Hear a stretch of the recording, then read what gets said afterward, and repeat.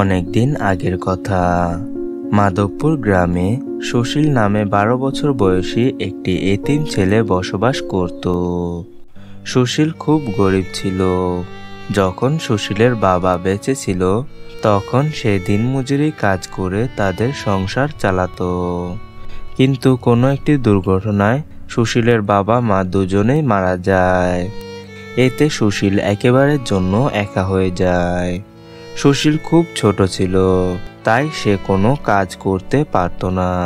প্রতিবেশীদের কাছ থেকে চেয়ে খাবার খেত। কখনো প্রতিবেশী তাকে খাবার দিত, আবার কখনো খাবার না দিয়ে তাড়িয়ে দিত। এর জন্য সুশীলের কোনো সময় 2 দিন কিংবা 3 দিন না খেয়ে থাকতে হতো। আজকেও প্রতিদিনের মতো সুশীল প্রতিবেশীদের ঘরে ঘরে যায় খাবারের জন্য, কিন্তু কেউ তাকে খাবার দিচ্ছিল না। চাচি, আমি 2-3 দিন আপনার বাড়িতে এসেছি, কিন্তু আপনি আমাকে কোনো খাবার দিচ্ছেন না।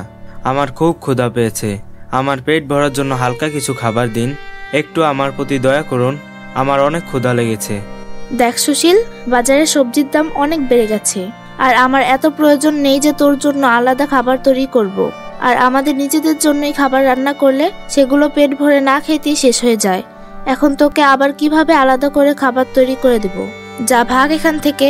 আর আরেকটি কথা মনে রাখিস, তোকে যেন আর আমার বাড়ির আশেপাশে না দেখি, বুঝেছিস? বেচারা সুশীল তখন সেখান থেকে খালি পেটে ঘরে চলে আসে এবং বাবা মায়ের কথা মনে করে কান্না করতে থাকে। বাবা মা, আজ তোমাদের কথা খুব মনে পড়ছে। আজ তোমাদের ছেলে না খেয়ে কষ্ট পাচ্ছে। তোমাদের ছেলেকে কেউ খাবার দিচ্ছে না, সবাই তাদের ঘর থেকে আমাকে তাড়িয়ে দিচ্ছে। এখন ওদের প্রতি আমারও ঘৃণা হচ্ছে। আমার এইসব আর ভালো লাগে না। আমি নিজের পায়ে দাঁড়াতে চাই, কারো বোঝা হয়ে থাকতে চাই না। কিন্তু আমি তো এখন অনেক ছোট, এখন আমি কি বা কাজ করব? আর আমাকে তো কেউ কাজও দিবে না। আমার আর এসব ভালো লাগে না। অন্যের কাছ থেকে খাবার চেয়েও খেতে ভালো লাগে না। এভাবে সুশীল কান্না করছিল। তখন তার কানে মাছ বিক্রেতার আওয়াজ আসে। তখন সাথে সাথে সুশীল মাছ বিক্রেতার কাছে আসে। এসে সুশীল সে মাছ বিক্রেতাকে বলে, আঙ্কেল, আপনি কি আমাকে বলবেন যে এই মাছ আপনি কোথা থেকে নিয়ে আসেন? আমিও মাছ ধরতে চাই। মাছ ধরে সেগুলো বিক্রি করে নিজের খাবার খরচ চালাবো। কেন, তুমি মাছ বিক্রি করবে কেন? তোমার বাবা মা নেই? না আঙ্কেল, আমার বাবা মা নেই, আর এর কারণে আমি লোকের কাছ থেকে খাবার চেয়ে খাই। কিন্তু কিছুদিন ধরে কেউ আমাকে খাবার দিচ্ছে না। তাই ভাবলাম মাছ বিক্রি করে যা টাকা পাবো তা দিয়ে আমি নিজের খাবার কিনে খাবো। দয়া করে আপনি বলেন যে আপনি এই মাছ কোথা থেকে নিয়ে আসেন। দেখো বাবু, মাছ ধরা এত সহজ কাজ নয়, আর তুমি অনেক ছোট, তুমি এই কাজ করতে পারবে না। আর তোমার যদি বেশি ক্ষুধা লেগে থাকে তাহলে আমি তোমাকে কিছু টাকা দিচ্ছি, সেগুলো দিয়ে তুমি কিছু কিনে খেও। আঙ্কেল, আমি নিজের পায়ে দাঁড়াতে চাই, কারো কাছ থেকে টাকা নিয়ে নয়। নিজে কাজ করে টাকা আয় করতে চাই। এতে যতই কষ্ট হোক না কেন আমি কাজ করব, এতে কোনো সমস্যা নেই। তখন মাছ বিক্রেতা সুশীলের কথায় খুশি হয়ে তাকে মাছ ধরার জায়গা বলে দেয়, যেখানে অনেক মাছ পাওয়া যায়।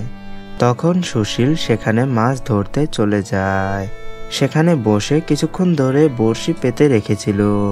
এভাবে কয়েকবার পানিতে বড়শি ফেলে, কিন্তু তখনও কোনো মাছ উঠছিল না। ওই মাছ বিক্রেতা আঙ্কেল তো ঠিকই বলেছে, মাছ ধরা অনেক কষ্টের কাজ। আমি তো কতটা সময় ধরে মাছ ধরতে চেষ্টা করছি, কিন্তু কোনো মাছই পাচ্ছি না। আমার মনে হচ্ছে আমার ভাগ্যে মাছ ধরা নেই।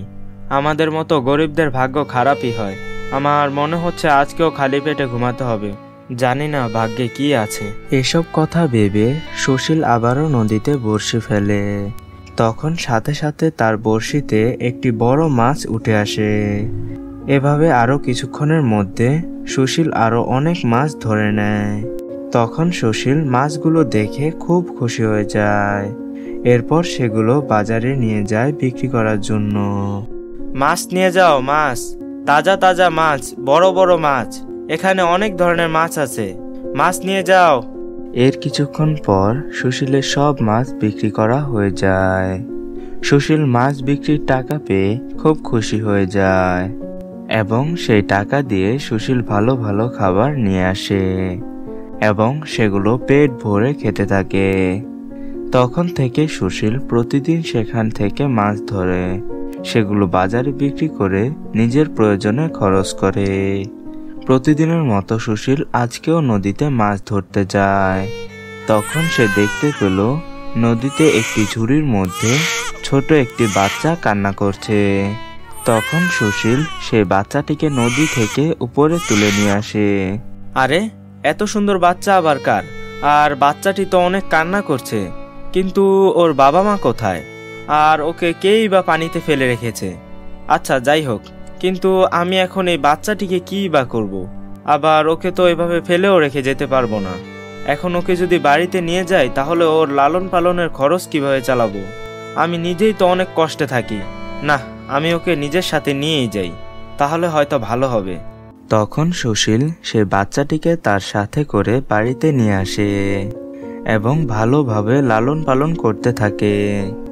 এর কিছুদিনের ভেতর সুশীল আর বাচ্চাটির মধ্যে খুব মিল হয়ে যায়। একদিন সকালবেলা সুশীল যখন ঘুম থেকে উঠে সে বাচ্চাটিকে কোলে নিল, তখন তার হাত থেকে সোনার মুদ্রা বের হচ্ছিল। এটা দেখে সুশীল অবাক হয়ে যায়। আরে, এই বাচ্চাটির হাত থেকে তো সোনার মুদ্রা বের হচ্ছে। আমার মনে হচ্ছে এই বাচ্চাটি জাদুর, তাই হয়তো তার হাত থেকে সোনার মুদ্রা বের হচ্ছে। তাও ভালো হয়েছে, এই সোনার মুদ্রাগুলো বিক্রি করে যেই টাকা হবে সেগুলো দিয়ে আমার আর এই বাচ্চাটির থাকা খাওয়ার খরচ চালাবো। কিন্তু আমি এত সোনার মুদ্রা দিয়ে কি করব? না, একটা কাজ করি, এখান থেকে কিছু মুদ্রা গ্রামের গরিব লোকদের দিয়ে দিই, তাহলে তাদের কিছুটা হলেও সাহায্য করা হবে। এসব দেখে সুশীল খুব খুশি হয়ে যায়। এর কিছুদিনের মধ্যে সুশীল অনেক বড়লোক হয়ে যায়।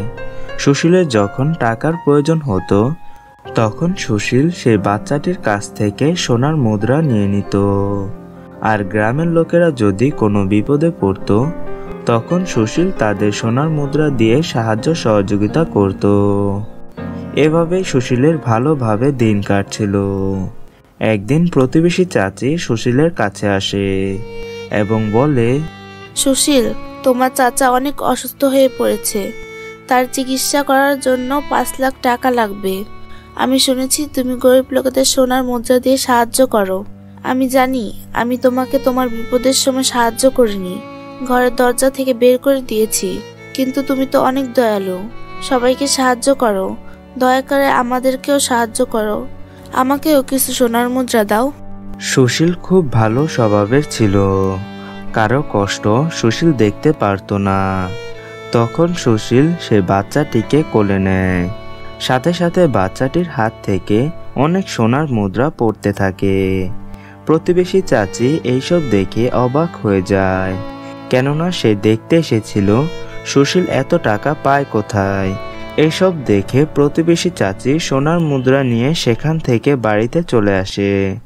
বাড়িতে এসে প্রতিবেশী চাচি তার স্বামীকে বলে, ওগো শুনছো, আমি আজ জেনে গেছি যে ওই সুশীল গরিব থেকে এত তাড়াতাড়ি কিভাবে ধনী হলো। ওই যে কিছুদিন আগে সুশীল নদী থেকে একটি বাচ্চা পেয়েছিল না, সেটি জাদুর বাচ্চা ছিল। ওই বাচ্চার হাত থেকে সোনার মুদ্রা পড়ে। আমার মাথায় একটি বুদ্ধি এসেছে, আমরা যদি ওই জাদুর বাচ্চাটিকে চুরি করে শহরে নিয়ে যাই তাহলে তো আমরা কিছুদিনের মধ্যেই বড়লোক হয়ে যাব, আর তোমারও কোনো কাজ করতে হবে না।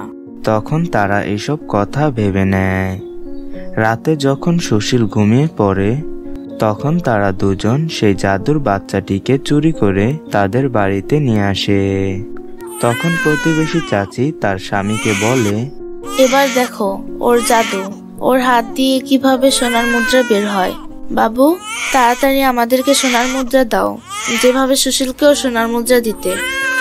এভাবে প্রতিবেশী চাচি বাচ্চাটিকে অনেকবার সোনার মুদ্রা দিতে বলে, কিন্তু বাচ্চাটি কোনো সোনার মুদ্রা দিচ্ছিল না। এর পরিবর্তে অনেক জোরে জোরে কান্না করতে থাকে। এর কিছুক্ষণ পর বাচ্চাটির অভিশাপে ওদের শরীরে আগুন ধরে যায়। তারা আগুন দেখে সেই বাচ্চাটিকে নিচে রেখে দেয় এবং অনেক আওয়াজ করে চিৎকার করতে থাকে। ওদের চিৎকার শুনে সুশীল তাদের ঘরে আসে। তখন সুশীল দেখতে পায় জাদুর বাচ্চাটি তাদের ঘরে কান্না করছে এবং তার সাথে তার চাচা চাচির শরীরেও আগুন ধরছিল। তখন সুশীল সব কিছু ধীরে ধীরে বুঝতে পারে। চাচি, আপনি কত খারাপ আর লোভী লোক। আপনি আপনার বিপদের সময় আমার কাছে সাহায্যের জন্য এসেছিলেন। আমি ভেবেছিলাম আপনি সত্যিই বিপদে পড়েছেন, এজন্য আমি আপনাকে কতগুলো সোনার মুদ্রা দিয়েছি। আমি কি জানি যে আপনি আপনার বিপদের জন্য আসেননি? আপনি তো এসেছিলেন দেখতে যে আমি এত টাকা পাই কোথা থেকে। চাচি, আপনি এই বাচ্চাটিকে চুরি করেছেন, আমার সাথে মিথ্যা কথা বলেছেন, এর জন্য আপনাকে সাজা পেতেই হবে। তখন সুশীল সাথে সাথে পুলিশকে কল করে সব জানিয়ে দেয়। এর কিছুক্ষণ পর পুলিশ এসে তাদের দুজনকে বাচ্চা চুরি করার অপরাধে এবং মিথ্যা কথা বলার কারণে তাদের দুজনকে ধরে নিয়ে যায়। তখন থেকে সুশীল আর সেই বাচ্চাটি খুব সুখে শান্তিতে বসবাস করতে লাগলো। এর সাথে গ্রামের লোকেরা যদি কোনো বিপদে পড়তো তখন সুশীল তাদের সোনার মুদ্রা দিয়ে সাহায্য করত। তো বন্ধুরা, আমাদের আজকের এই গল্পটি এ পর্যন্তই। আমাদের আজকের এই গল্পটি যদি তোমাদের কাছে ভালো লেগে থাকে তাহলে ভিডিওতে অবশ্যই লাইক করবে, এবং তোমরা যদি আমাদের চ্যানেলে নতুন হয়ে থাকো তাহলে আমাদের চ্যানেলটি সাবস্ক্রাইব করবে। তো দেখা হচ্ছে পরবর্তী কোনো ভিডিওতে। সবাইকে ধন্যবাদ। আসসালামু আলাইকুম।